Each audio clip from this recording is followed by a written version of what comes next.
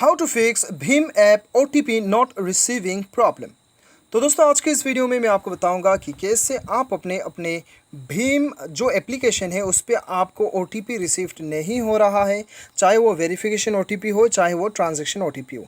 यदि आपको OTP receive नहीं हो रहा है तो उसे आप कैसे फिक्स कर सकते हैं मैं आपको इस वीडियो में बताऊँगा। वीडियो के साथ बने रहिए, साथ ही साथ चैनल को भी सब्सक्राइब कर लीजिएगा। तो दोस्तों यहाँ पे देखिए आपको क्या करना है। सबसे पहले तो आपको जाना है अपने मोबाइल के सेटिंग्स पे और एकदम नीचे आके आपको ऐप मैनेजमेंट पे जाना है और शायद हो सकता है कि आपके मोबाइल में इंस्टॉल्ड ऐप्स के नाम से शो करें।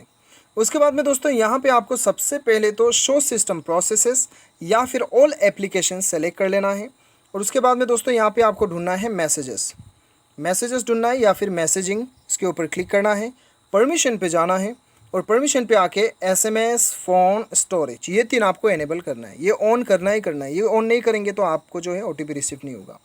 उसके बाद आपको बैक जाना है, बैक चले जाइए। बैक जाने के बाद में आप दोबारा बैक चले जाइए। तो यहाँ पे मेरा बंद हो गया सेटिंग्स, दोबारा से मैं सेटिंग्स पे चले जाता हूँ।